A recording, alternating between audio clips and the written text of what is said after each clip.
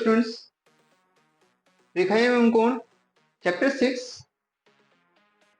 हम उदाहरण नंबर 4 को सॉल्व करेंगे इस वीडियो में। ठीक है, इसमें दे क्या रखा है पहले मैं ये आपको बता देता हूँ।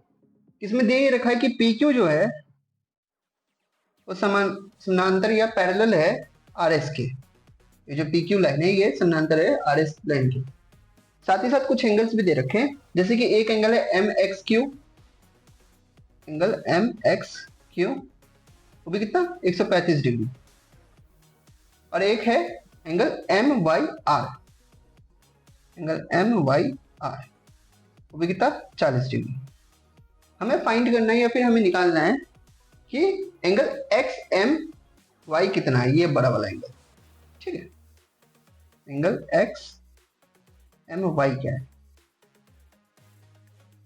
इसके लिए पहले तो आपको मैं कुछ रूल्स बता दे रहा हूं जो इस एक्सरसाइज में, यानी अगले जो एक्सरसाइज है 6.2 उसमें काम आएगा, इस क्वेश्चन में काम आएगा, और एक रचना भी करेंगे हम।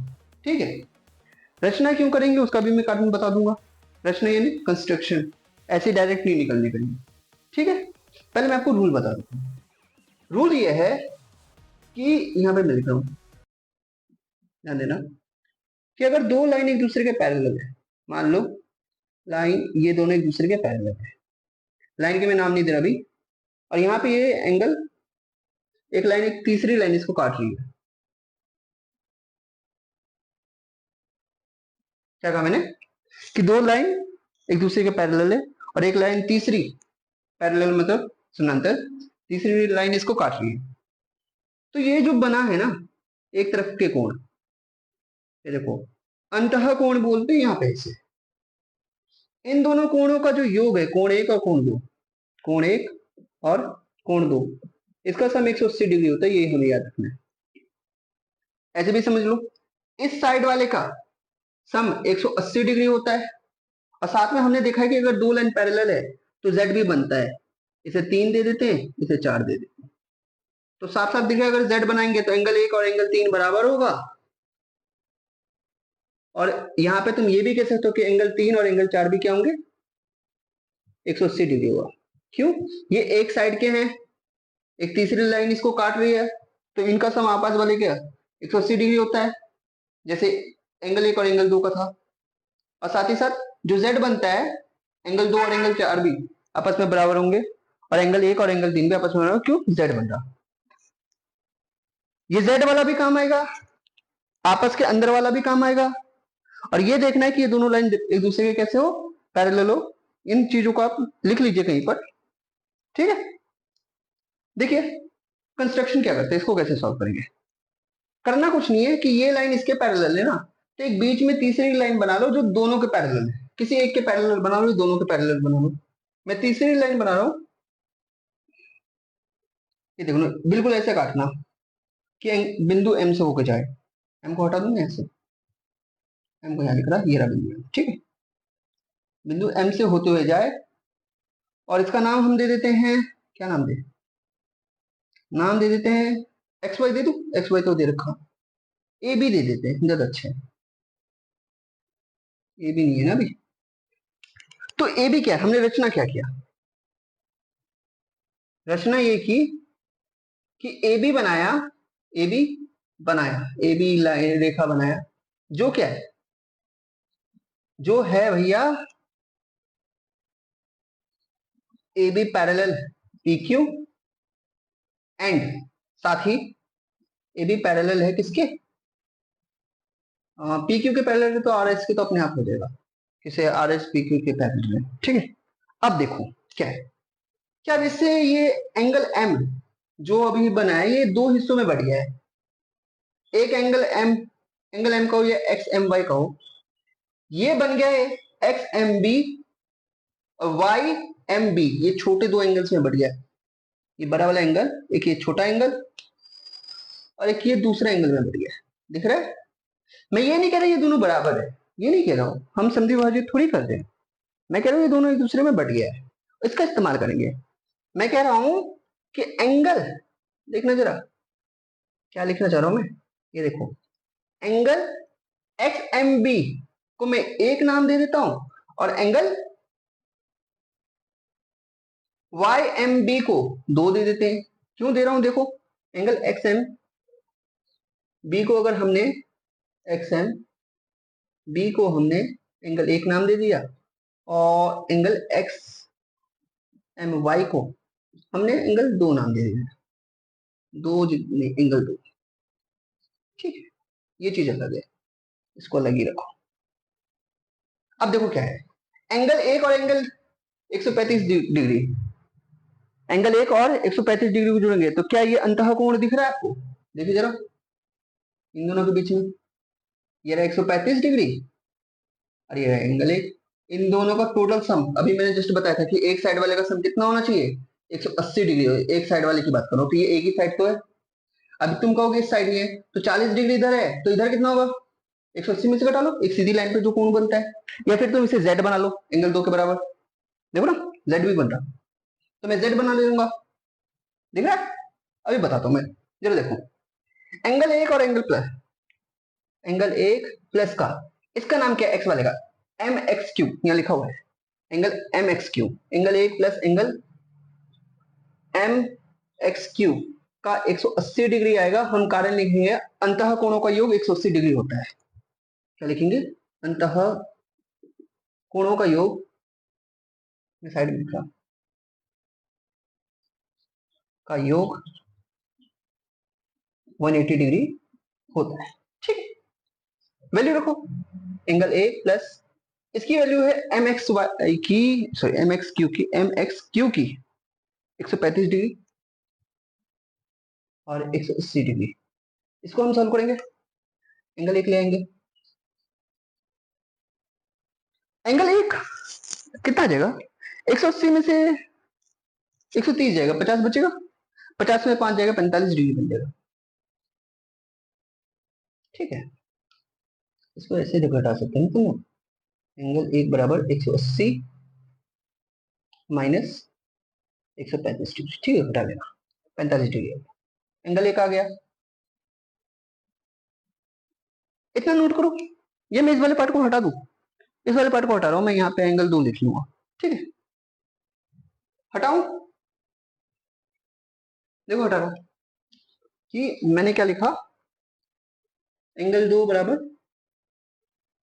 40 डिग्री, या इससे अच्छा ये लिख लो ना, उनको भी समझ में आएगा कि एंगल एम वाई आर, क्यों, जेड आकृति, जेड शेप या जेड आकृति, इससे angle 2 angle M Y R कितना बच्चे, 40 डिग्री, ये लिखना चाहिए। अच्छा, हमने 1 और 2 क्यों निकला, क्योंकि टोटल लिखेंगे तो एक्स एम वाई बन जाएगा, टोटल देखेंगे तो M X M Y, angle 1 plus angle 2 है ना, समझ रहे हो?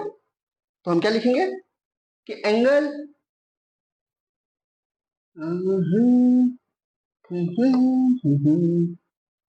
एंगल एक्स एम वाई और कुछ नहीं, एंगल 1 प्लस एंगल 2 है, 40 प्लस 45 कितना आएगा, 85 डिग्री आएगा एंगल एक्स एम वाई। ठीक है, अच्छा मैं एग्जाम्पल इसलिए करवा रहा हूँ कि मैक्सिमम टाइम हम देखते हैं कि पेपर में ना एग्जाम्पल से भी काफी क्वेश्चन आ जाते हैं, वो भी मैथ्स के पेपर में, तो एग्जाम्पल पे भी ध्यान देना।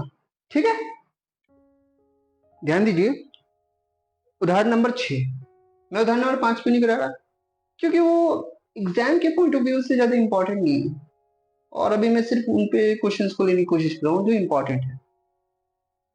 ध्यान दीजिए कि बी ई एफ, इसमें क्या दे रखा है इन्होंने, क्वेश्चन क्या दे रखा है, हमें निकालना है एक्स क्या है ये पता नहीं, वाई क्या है ये नहीं पता, और जेड क्या है ये नहीं पता, हमें ये तीनों निकालना है। ठीक है, तीन हमें दे रखा है कि बी ई एफ, ये जो छोटा सा एंगल है, मैं इसे थोड़ा सा अलग कलर का दिखाता हूँ, ये वाला देख लो, बी ई और एफ नीचे ना, ठीक है, तो बी ई एफ कितना दे रखा, बी ई एफ दे रखा है 55 डिग्री। साथ ही साथ ये भी कहा गया है कि जो ई डी है, ई ए बी पे परपेंडिकुलर है, परपेंडिकुलर मतलब लंब, ऐसे दिखा रखा है उन्होंने कि ए बी पर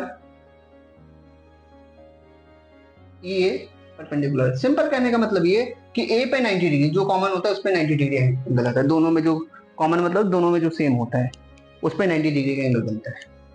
90 डिग्री एंगल, 90 डिग्री एंगल, ठीक है। निकालना क्या है, एक्स वाई जेड।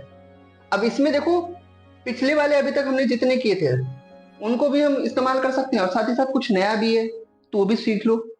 नया क्या है कि अगर कोई लाइन पैरेलल है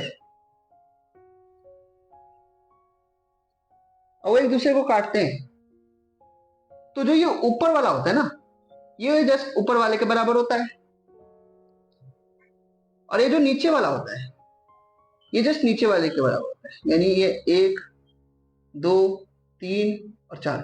मैं क्या कहना चाह रहा हूं कि एंगल 1 एंगल 3 के बराबर, ऊपर वाले के बराबर, और एंगल 2 एंगल 4 के बराबर। ये z नहीं है, z देखेंगे तो देखो z ये रहा यहां वाले के बराबर 5 दे दूं तो एंगल 2 किसके बराबर हो जाएगा, एंगल 5 के। मैं इसको जितने भी इसके अभी तक 2 3 जो भी है सबको एक साथ समझाऊंगा जस्ट इस क्वेश्चन के बाद। पहले इस क्वेश्चन को देखो,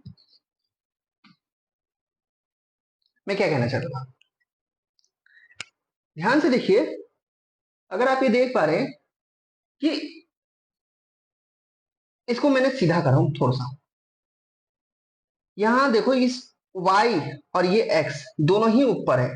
अगर मैं सीधी लाइन में देखूं तो 3 लाइन बना देते हैं, 3 लाइन यहां पे देखना। ये जो y है जस्ट ये ऊपर वाला है और ये x है ये जस्ट ऊपर वाला है। मैं कहना चाह रहा हूं ये दोनों बराबर है। ध्यान से देखो, अगर ये लाइन है एक सीधी लाइन काट रहा है इसको, इसको और थोड़ा सा बाहर ले जाओ वो दिक्कत नहीं है। तो ये दोनों ही ऊपर है इसलिए एंगल x बराबर x लिखा है ना, सिर्फ x तो x ही लिख लो, x बराबर y है। क्यों? क्योंकि ये दोनों लाइन, देखिए क्या बोल रहा था मैं कि x बराबर y है। इसका कारण क्या लिखेंगे हम, कारण ये लिखेंगे कि एक तो ये दोनों लाइन पैरेलल है, A B parallel to C D, और साथ ही साथ ये क्या है, ये दोनों कोण कैसे हैं, बाहर वाले कोण है, बहिष कोण है। ठीक है, एक लाइन के बहिष कोण आपस में बराबर होते हैं। एंगल 1 बराबर एंगल 2 लिख लेंगे, बहिष कोण साथ में है ये। ठीक है, लिख लेंगे बहिष कोण। अब इसका फायदा क्या है, मैं फायदा बता देता हूं साथ ही साथ।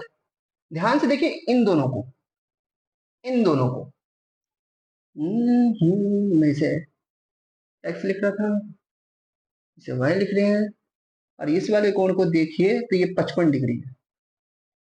ये दोनों पैरेलल है भैया, ये दोनों पैरेलल एक दूसरे के, तो इन दोनों का सम कितना आएगा, 180 डिग्री आएगा। अंतः कोणों का योग 180 डिग्री होगा, यानी y प्लस 55 डिग्री बराबर 180 हम लिखेंगे, और लिखेंगे अंतः कोणों का योग, कोणों का योग 180 डिग्री होता है। ठीक है, y आ गया 180 माइनस 55, y बराबर आ जाएगा 180 में से 50 जाएगा 30, सॉरी 180 में से 50 जाएगा 130, और 5 और घटा लो तो 125 डिग्री, और जितना y उतना x, इसे दोनों बराबर है। ठीक है, y और x आ गया। अब बात करते हैं z कैसे निकलेगा। तो देखिए साफ साफ दिख रहा है कि triangle A B E, sorry A B E, ये जो है इसका एंगल x कैसा कोण है, बहिष कोण है। क्या लिख रहा हूं मैं, ये देखिए ना, ध्यान से देखिए, ये a है, ये b है, ये एंगल x है, ये y है, y नहीं z है, z और ये 90 डिग्री है ये। तो ये जो बहिष कोण है इन दोनों के सम के बराबर होगा। देख रहे हैं, ये जो ये है, इस बीच वाली लाइन को भी थोड़ी देर मैं मिटा रहा हूं, इसी को भी हटा लो, तो ये वाला कोण इन दोनों के सम के बराबर होगा। देख रहे, क्वेश्चन खराब ना, तो हम लिखेंगे ट्राइंगल ए बी ई में एंगल एक्स बहिष कोण है। लिख लो, पेपर में हर चीज का रीजन बताना पड़ता है। तो हम लिखेंगे एंगल एक्स बराबर जेड प्लस, ये जो साइन है इसका मतलब 90 डिग्री होता है। ठीक है, ये जो साइन है इसका मतलब कितना है, 90 डिग्री। यहां से एंगल एक्स की वैल्यू रखो 125 डिग्री, जेड निकालना है हमें और 90 डिग्री, और जब सॉल्व करोगे तो जेड की वैल्यू आ जाएगी 125 में से 90 जाएगा, घटाना। क्या करते हम, जेड में से 125, जेड की वैल्यू निकाल देते हैं, 125 में से 90 कितना आएगा, जेड बराबर 35 डिग्री। तो क्या कहा मैंने, एक्स बराबर 125, वाई बराबर 125, जेड बराबर कितना, 35 डिग्री। ठीक है, नोट कीजिए। देखिए मैंने क्या लिखा, इंपॉर्टेंट पॉइंट्स। इसमें इंपॉर्टेंट पॉइंट्स क्या है कि ये तीनों लाइन एक दूसरे के पैरेलल है, लिखा क्या मैंने, L1 parallel L2, L2 parallel L3, यानी ओवरऑल ये भी हो जाएगा कि L1 भी है L3 के पैरेलल। मैं ये क्यों बता रहा हूँ कि अभी हमने बहुत सारा रूल्स देखा कि कभी z बन रहा, कभी अंतर कोणों का योग 180 डिग्री हो रहा, कभी कोई कोण बराबर हो रहे, तो सारे को मैं एक ही जगह समझा रहा हूँ। 3-4 पॉइंट से ध्यान दीजिएगा। पहले मैं नाम दे दूं, मान लीजिए इसका नाम 1, इसका नाम ए दे देते, अब इधर का नाम दे दो तुम 2, ठीक है, नीचे वाले में भी आ जाते हैं, कहीं पे कुछ भी नाम दे दो। इधर का बी दे देते हैं, इधर का दे देते हैं, हम एक काम करते हैं एक्स, और इधर वाले का एक्स ना देके हम 3 दे देंगे, और यहाँ वाले का नाम 4, यहाँ वाले का नाम 5, यहाँ वाले का नाम सी, और यहाँ वाले का नाम डी। इतने से हो जाना चाहिए। ठीक है, देखो क्या कर, यहाँ वाले का नाम तुम कुछ भी रख सकते हो, जो बचे हुए हैं उनके नाम कुछ ना कुछ आ ही जाएगा। ठीक है, ध्यान देना। पहला रिलेशन कि जस्ट साथ वालों का क्या होता है, कि अगर दो कोण जस्ट साथ में, इन दोनों का भी हो सकता था, जैसे 3 और 5 का भी हो सकता है, 2 के साथ वाले का भी कुछ ना कुछ होगा। तो जस्ट साथ वालों का क्या है कि देखना, पहला पॉइंट क्या लिख रहा हूं मैं, कि अगर जस्ट साथ में हो, जैसे कि ऐसा होता है ना कि एंगल एक्स यहाँ है, समथिंग कोण यहाँ है, तो हम एक्स की वैल्यू निकाल सकते हैं, जैसे कि 100 डिग्री हो तो एक्स की वैल्यू आराम से आ जाएगी, समझ रहे हो। तो यहाँ पे कैसे होगा कि जब साथ में कोई लाइन एक दूसरे को काटे, एक और ए है, तो इन दोनों का सम कितना होना चाहिए, 180 डिग्री होना चाहिए। क्यों, एक सीधी लाइन पे बने कोणों का योग 180 डिग्री होता है। पहला पॉइंट लिखेंगे, पहला पॉइंट क्या बोल रहा हूं मैं लिखूं यहाँ पे नीचे कि एक सीधी लाइन यानी रेखा पर बने सभी कोणों का योग, कोणों का योग 180 डिग्री होता है। पहला पॉइंट से हमें क्या समझना है कि एंगल 1 प्लस एंगल ए बराबर 180 डिग्री। अब चाहो तुम इसे ए लिखो या एंगल लिख लो, कोई दिक्कत नहीं। दूसरा पॉइंट क्या है कि देखो ये दोनों शीर्षाभिमुख कोण बन रहा है, एंगल 1 और एंगल 2, एंगल बी और एंगल सी। तो इसमें क्या होता है, शीर्षाभिमुख विमुख कोण भी आता है, शीर्षाभिमुख कोण भी आता है, अपोजिट एंगल्स। देखो अभी हमने पैरेलल का इस्तेमाल भी नहीं किया, लेकिन फिर भी काफी रूल्स आ रहे हैं। दूसरा पॉइंट क्या बन सकता है कि क्या पता कहीं शीर्षाभिमुख कोण बन रहा हो, ये शीर्षाभिमुख, मेरी स्पेलिंग गलत ना हो, शीर्षाभिमुख कोण, देखना मैंने कुछ गलत ना लिखा हूं बस, कोण opposite angle, directly opposite angle भी बोल सकते तुम, बट हम शीर्षाभिमुख कोण की बात ही कर रहे हैं। आप समझ रहे होंगे मैं क्या कहना चाह रहा हूँ। जैसे यहाँ पे एंगल बी एंगल 5 के बराबर होगा, और एंगल 1 और एंगल 2 के बराबर होगा। पहला पॉइंट ये लिख सकते हैं, एंगल 1 और एंगल 2। ऐसे समझ सकते हैं, मान लो कि तुम्हें बी की वैल्यू निकालना हो और एंगल 5 तुम्हें पता हो कि 50 डिग्री है, तो एंगल भी आराम से जाएगा, समझ रहे हो। तीसरा पॉइंट, अब हम पैरेलल का इस्तेमाल करेंगे। अभी तो दोनों सिंपल सिंपल था, अब पैरेलल का देखो कैसे इस्तेमाल होता है। नीचे ना लिख के मैं यहाँ लिख रहा हूँ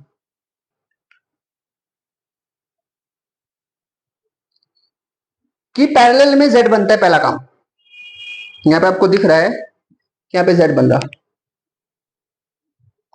तो z के जस्ट अंदर वाले जो कोण होते हैं वो आपस में बराबर होते हैं, z शेप या z आकृति। तो एंगल ए और एंगल 3 बराबर होगा, देखो मैंने बहुत सारे नाम दे रखा हूं, पर इसे समझने की कोशिश करो कि जहां पे z बनता है वो बराबर होगा।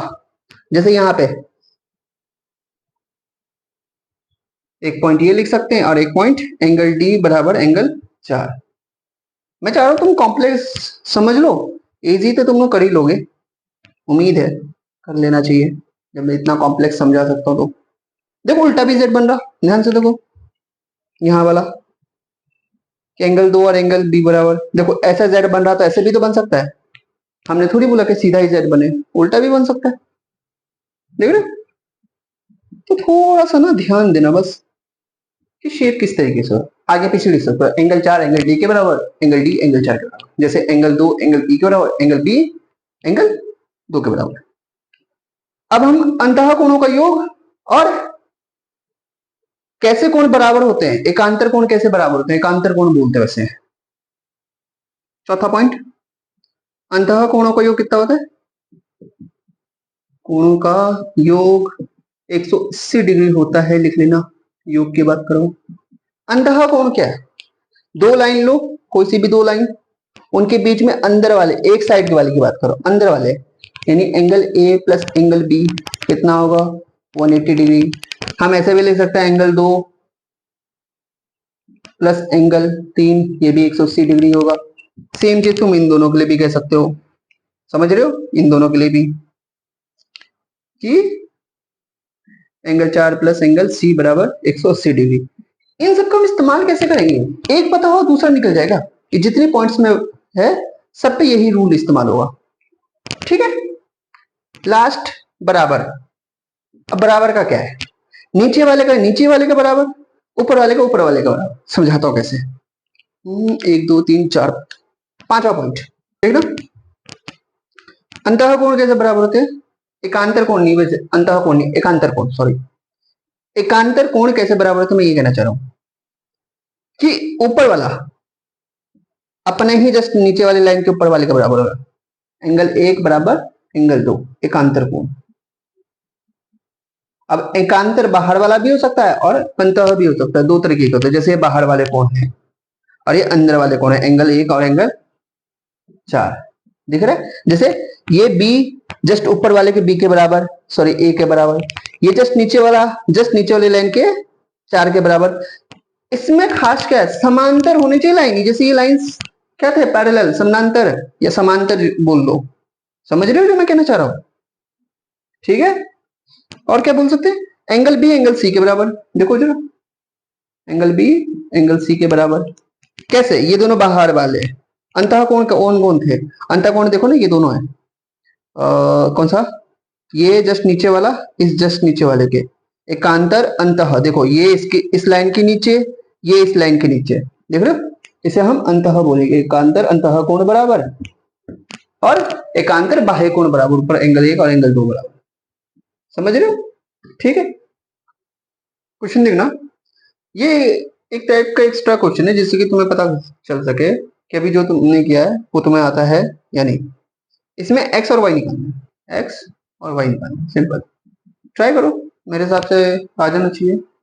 सबसे इजी तो वाई है, देखो ये दोनों क्या एक दूसरे के शीर्षाभिमुख कोण, वाई बराबर 130 डिग्री, क्यों शीर्षाभिमुख कोण, मैंने गलत लिखा हो मेरे हिसाब से, शीर्षाभिमुख, तो उसके लिए माफ करना, शीर्षाभिमुख कोण। अब बताओ एक्स कैसा होगा, देखो जरा कि अगर एक लाइन पे टोटल कोण का सम होना चाहिए, वो कितना होना चाहिए 180 डिग्री होना चाहिए, तो x प्लस 50 करेंगे तो 180 के बराबर रख के x की वैल्यू 130 आ जाएगी। या फिर तुम सिंपल देखोगे कि x और y बराबर है, क्यों, z शेप, z आकृति, इसे तुम x को क्या बोल दोगे 130 डिग्री, देखो फटाफट हो गया। एक्चुअल क्वेश्चन ये है और ये ठीक ठाक क्वेश्चन है, अच्छा क्वेश्चन है, चाहो तो ट्राई कर सकते हो। लिखा क्या है मैं ये बता देता हूं कि A B parallel to C D और सी डी जो है वो ई एफ के पैरेलल है, या सिंपल समझो तीन एक दूसरे के पैरेलल है। क्वेश्चन में पॉइंट ये है कि y बाई जेड यानी y इज टू जेड बराबर है 3/7 और हमें निकालना है x, ऐसा क्वेश्चन 6.1 में भी था। अगर चाहो ट्राई कर लो, x की वैल्यू 126 डिग्री आएगी,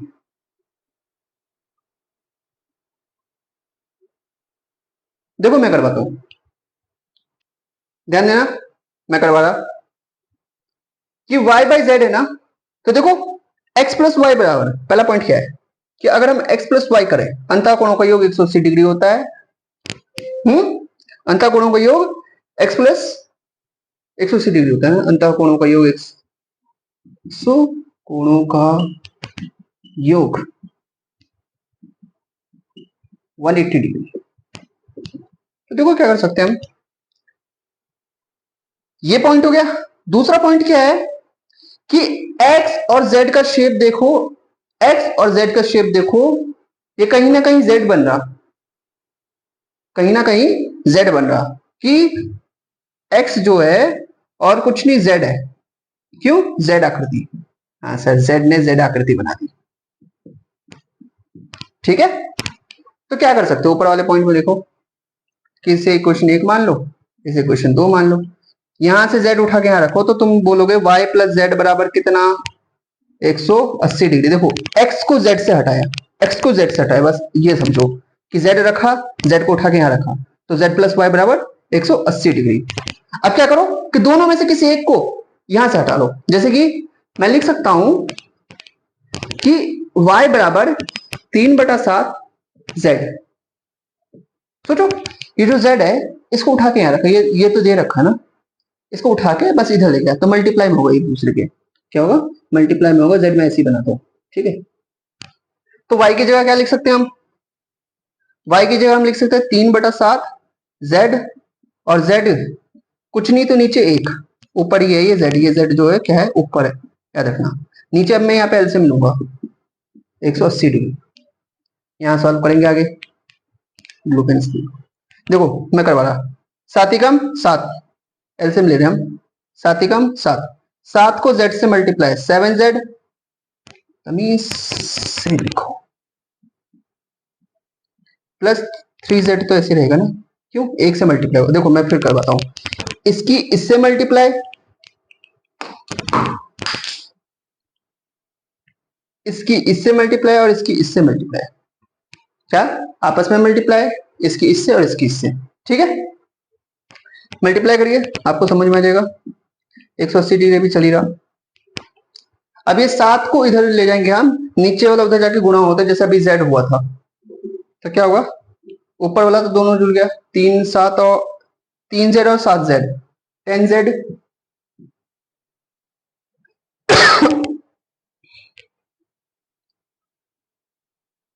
क्या कह रहा था मैं कि 7 को इधर ले जाके मल्टीप्लाई करेंगे तो 180 डिग्री मल्टीप्लाई बाय 7, और 3z और 7z मिलके कितना हो जाएगा, 10z हो जाएगा। देखो z बराबर 18 तो 18 108, 18 126 होता है, 126 जीरो और 10 से, 0 से 0 कट गया, z की वैल्यू आ गई 126 डिग्री, z की वैल्यू कितनी आ गई 126 डिग्री, और z और x क्या था, बराबर था, इसलिए x की वैल्यू भी कितनी होगी 126 डिग्री, वो जो मैंने बोला था। अब बताओ अगर x की वैल्यू 126 डिग्री है, z की वैल्यू 126 डिग्री, तो y की वैल्यू कितनी है, एक्स्ट्रा क्वेश्चन समझ लो। तो y बराबर लिख सकते हैं हम 3/7, और z बराबर 126, 126 को क्या मैं 18 गुना 7 लिख लूं, 18 7 126 तो बोले थे, 126 को लिख सकते 18 गुना 7, देखो 7 से 7 कट गया, तो 18 से 54 हो जाएगा, 54 डिग्री। नोट करो, पहला क्वेश्चन कंप्लीट हो गया।